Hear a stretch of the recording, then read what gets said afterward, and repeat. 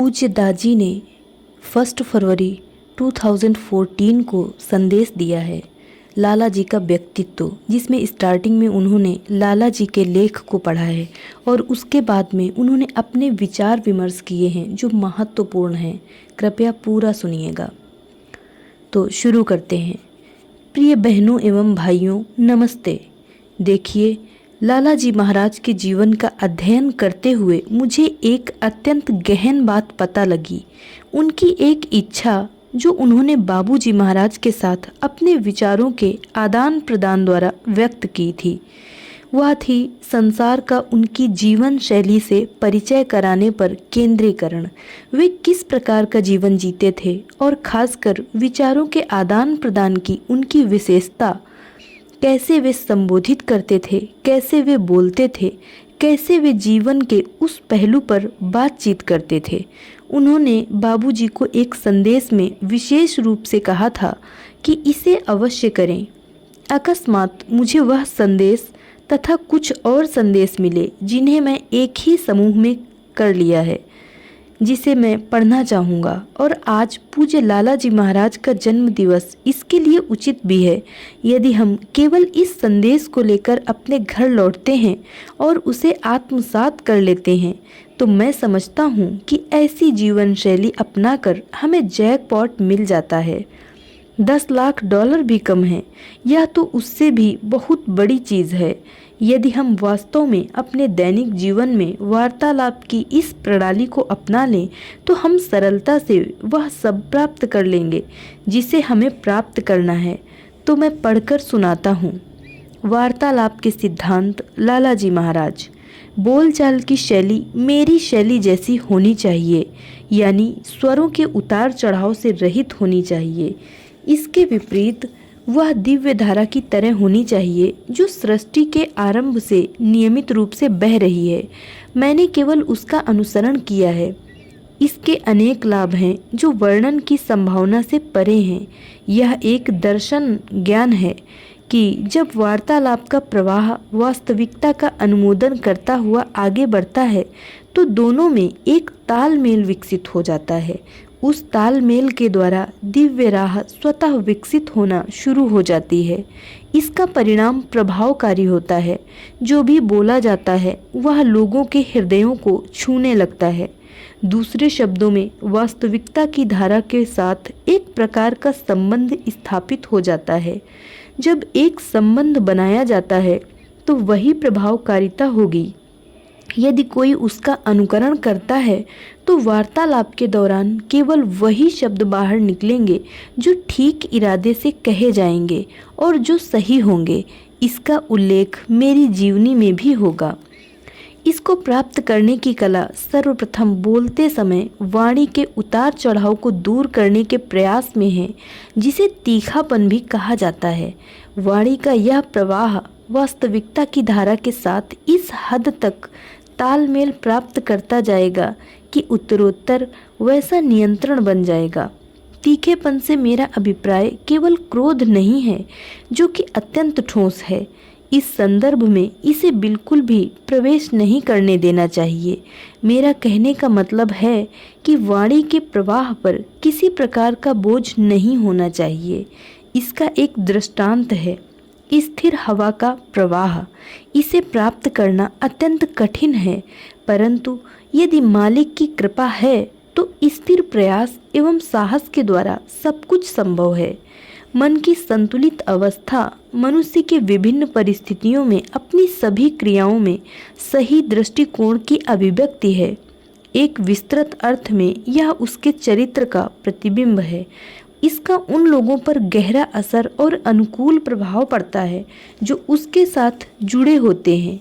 यह वार्तालाप में प्रदर्शित होता है, चाहे वह गंभीर और लंबा है अथवा हल्का और छोटा है, जो उत्तेजना अथवा भावात्मक उद्वेग से रहित है, शीघ्र क्रोधी तथा खिन्नतापूर्ण प्रतिक्रिया से रहित है, बल्कि स्वयं की एक तत्पर, व्यवस्थित तथा शिष्ट अभिव्यक्ति है। यह सुव्यवस्थित दिव्य कृपा के अवरोहन की भांति कोमल, सुसंस्कृत तथा मधुर है। आधार अथवा स्रोत से जुड़ा हृदय स्वाभाविक रूप से कुलीनता, उदारता तथा प्रेम ही व्यक्त करता है। वह तत्काल अपनी छाप छोड़ता है और उत्तरोत्तर सबके मन में अपना स्थान बना लेता है। ऊंचे स्वर अथवा आवाज में किसी भी अंतर से बचने के लिए आवाज को नियमित करना चाहिए, क्योंकि ऊंचे स्वर क्रोध के प्रतीक हैं और क्रोध आध्यात्मिकता के लिए विष है। यदि भद्दे और चिड़चिड़े मिजाज से बच सकें तो, और यदि क्रोध रूपी पाप पर विजय पालें तो एक संतुलित मन स्थिति को प्राप्त करना संभव है।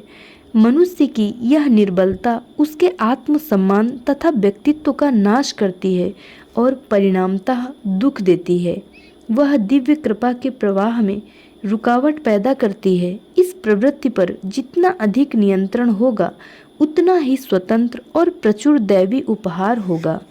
खेद की बात है कि मानव जीवन में लगातार होने वाले जिह्वा प्रयोग के इस महत्वपूर्ण एवं अनिवार्य सिद्धांत को न केवल नज़रअंदाज कर दिया जाता है बल्कि उसकी उपेक्षा भी की जाती है।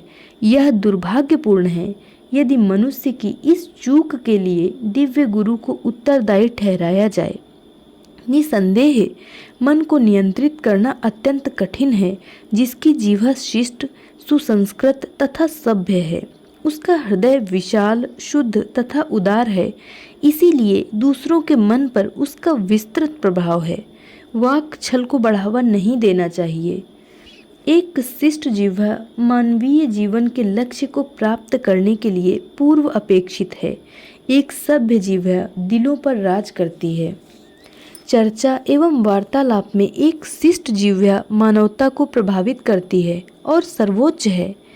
क्रोध आध्यात्मिकता के लिए एक विष है। जब तक इस महामारी से आज़ाद न हो जाएं, संयम कभी भी प्राप्त नहीं हो सकता।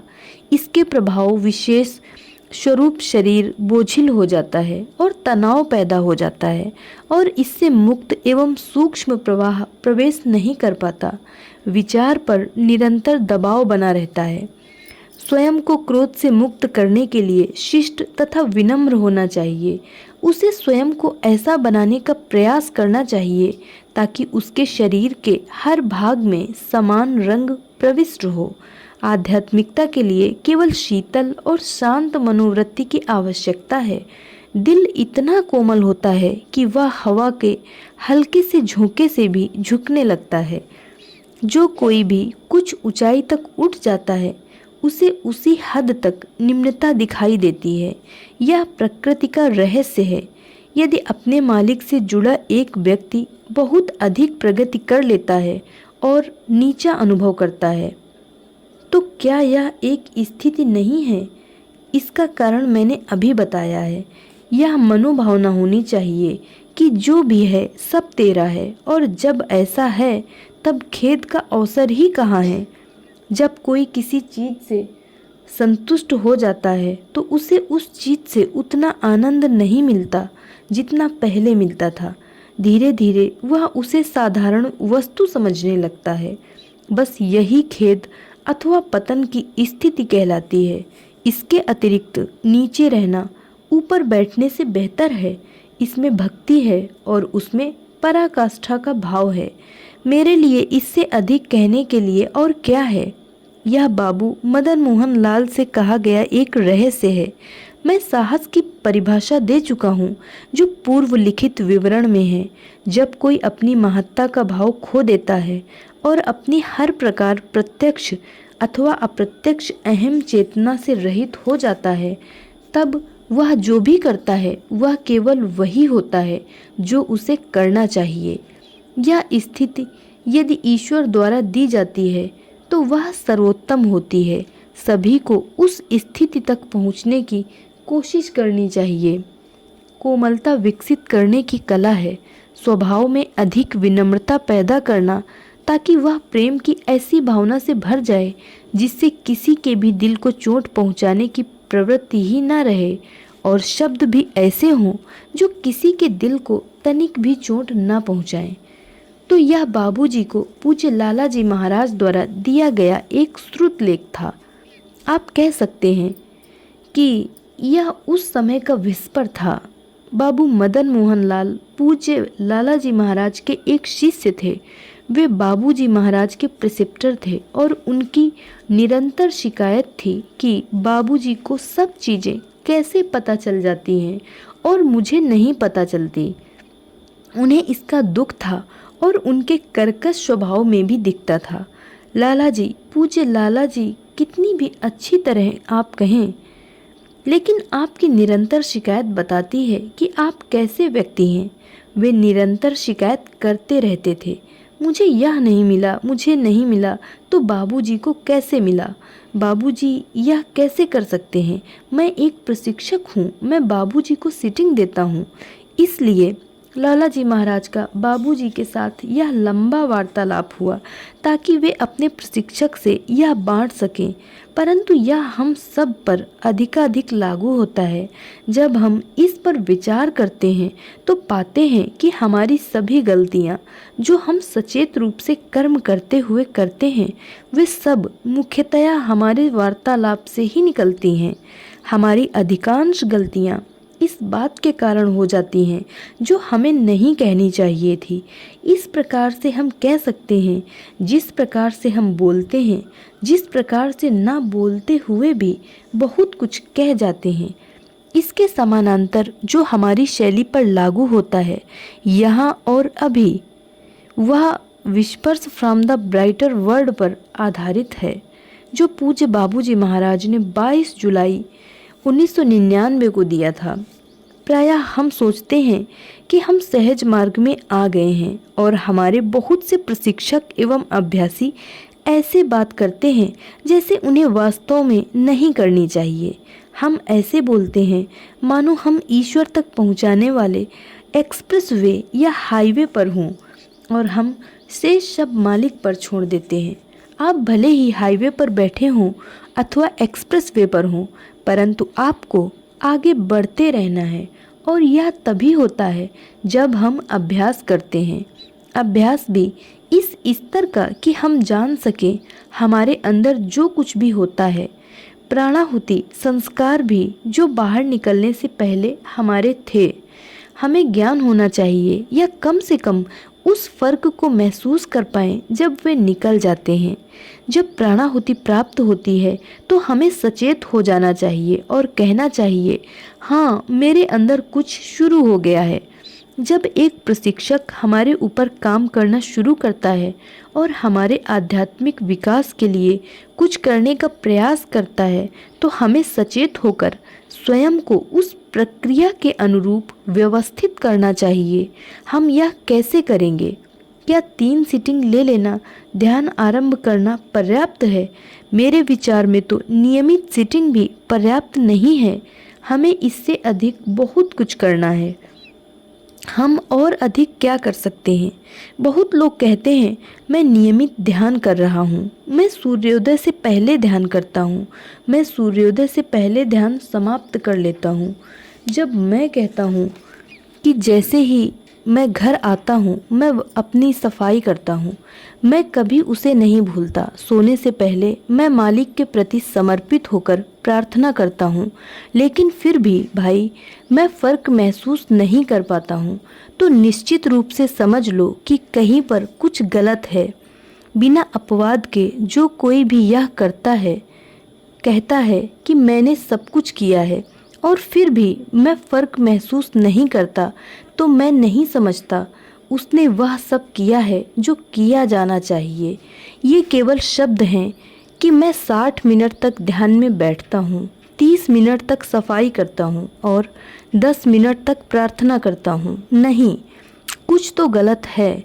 मैंने कई बार अभ्यासियों से पूछा है, आप कैसे ध्यान करते हैं? वे ऐसा कहते हैं जिस पर विश्वास नहीं होता, मानो उन्होंने एक नया सहज मार्ग शुरू कर दिया हो।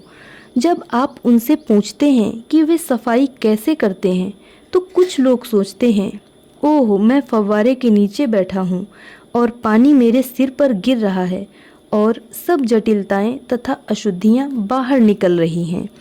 अतः सब सुझाव प्रक्रिया मनोवृत्तियाँ सही होनी चाहिए। यदि आप सही प्रणाली जानते हैं तो तत्काल जिसे लागू करना चाहिए वह है समय की नियमितता, न कि अवधि। एक समय सुनिश्चित कर लें, भले ही वह 10 मिनट के लिए हो। प्रतिदिन उस समय पर बैठने के लिए स्वयं को प्रशिक्षित करें और फिर अवधि बढ़ाएं। बाबूजी ने अक्सर कहा है, हमारे मालिक ने भी अक्सर कहा है कि यह खालीपन तीव्र पुकार से बनता है। क्या हमारी पुकार इतनी तीव्र है कि हम अपने अंदर उस खालीपन का आवाहन करने के लिए प्रार्थना का प्रयोग भी नहीं करते? बाबूजी महाराज कहा करते थे कि सोने से पहले उनकी महान मौजूदगी का आवाहन करते समय यदि आपको 2 आंसू भी बहाने पड़े तो अवश्य कीजिए। यह मानसिक अथवा यांत्रिक नहीं होना चाहिए। हे नाथ, आप ही मनुष्य जीवन का वास्तविक ध्येय हैं। बहुत से बच्चे इस प्रार्थना के आदी हैं और बहुत हद तक इसे दोहराते हैं। यह अच्छा है, हम ऐसे ही आरंभ करते हैं, परंतु हमें यहीं पर नहीं अटके रहना चाहिए। हमारी बहुत सी शुरुआतें हुई हैं।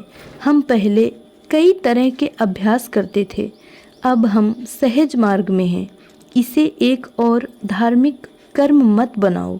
इसे एक ऐसा कर्म मत बनाओ जिसे बस संपन्न करना है।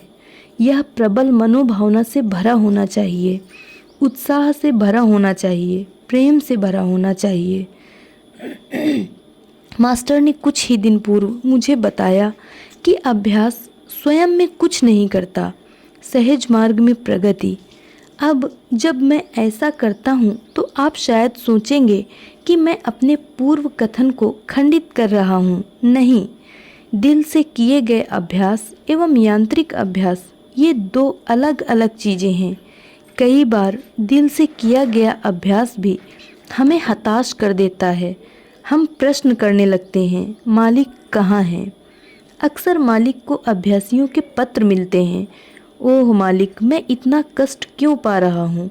मेरा स्वास्थ्य ऐसा है, मेरा पारिवारिक जीवन ऐसा है, मेरी नौकरी की स्थिति ऐसी है। मेरा मतलब है, हम हर प्रकार की स्थितियाँ सामने रख देते हैं सिवाय वास्तविक स्थिति के जिसके लिए हमने मालिक को स्वीकारा है। आध्यात्मिक प्रगति के लिए, आध्यात्मिक विकास के लिए, पूर्ण बदलाव के लिए। परंतु हम आकर कुछ और मांगते हैं और न केवल अपना समय बर्बाद करते हैं बल्कि उनका समय भी बर्बाद करते हैं। आप मालिक से किस तरह का उत्तर चाहते हैं? मैं आपके लिए प्रार्थना करता हूँ। निश्चय ही जब वे प्रार्थना करते हैं तो कुछ होता है, परंतु यदि यही चीज़ हम स्वयं करते हैं और आंखें बंद करके उनसे प्रार्थना करते हैं तो हम बहुत सी मुसीबतें टाल देते हैं और अपने हल स्वयं ढूंढ लेते हैं। हर बार जब किसी समस्या को लेकर हम मालिक के पास जाते हैं तो क्या होता है? वे दयालु हैं, हितैषी हैं, संवेदनशील हैं, वे कुछ तो अवश्य करेंगे। परंतु हर बार छोटी बड़ी समस्या के लिए उनके पास जाना बचपना है। आप अपना जीवन बर्बाद कर रहे हो। सहज मार्ग मालिक के पास अपनी समस्याओं का हल करने के लिए जाना नहीं है। सहज मार्ग समस्याओं को अपने हाथ में लेकर उनका स्वयं हल करना है। यह हमें सिखाता है, हमारे आंतरिक स्व को तैयार करता है और हमें शक्तिशाली बनाता है कि हम अपने जीवन के मालिक बन जाते हैं। इसीलिए मालिक बार बार कहते हैं कि हम शिष्य नहीं मालिक बनाते हैं, अपने जीवन के मालिक। अपने जीवन को कैसे सुगमता से शांतिपूर्वक जिया जाए और कैसे सुंदरता से लक्ष्य की ओर बढ़ा जाए, यह सहज मार्ग है। इस यात्रा को कैसे लिया जाए? जब मेरा ही अस्तित्व नहीं है तो किसी अन्य की कोई जगह नहीं है, समस्याओं की भी नहीं।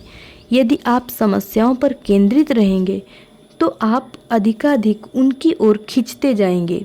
इन सब के पार जाने का एकमात्र रास्ता है कि अपने ऊपर लगातार चौकसी रखें तथा स्रोत के साथ लगातार जुड़े रहें।